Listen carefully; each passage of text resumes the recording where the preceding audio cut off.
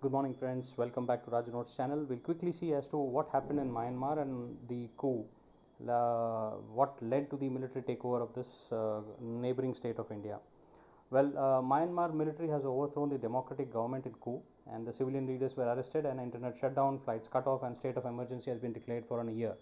The Myanmar, as such, was under a military rule until 2011, where the first time the democratic reforms began. And it is said that the tensions arose between the civilian government and the military following a disputed elections. This was a main reason which has been cited, and because of which the coup happened.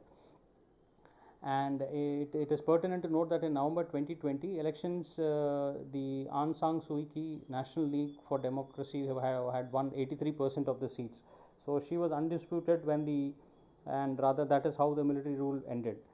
How was this coup carried out? Well, on Monday, the military, which argued that the country's Supreme Court that the elections were fraudulent, and they surrounded the houses of the parliament with soldiers and detained the leaders, activists, and writers. It quickly seized the control of the entire country's infrastructure.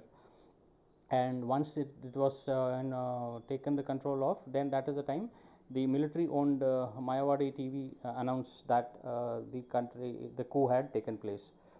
Well, who all have been detained? All the leaders of the governing NLD party and the civil leadership, including Aung San Suu Kyi and the President Win Myint, have been detained, along with the cabinet ministers, chief ministers, opposition politicians, writers, and activists.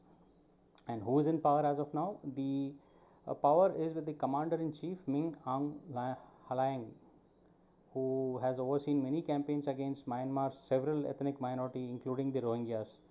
So, what does the response from other countries? Well, US President Joe Biden has raised the threat of new sanctions on Myanmar in case the coup doesn't end, and the UN and UK also condemned the coup. Now, what does India say?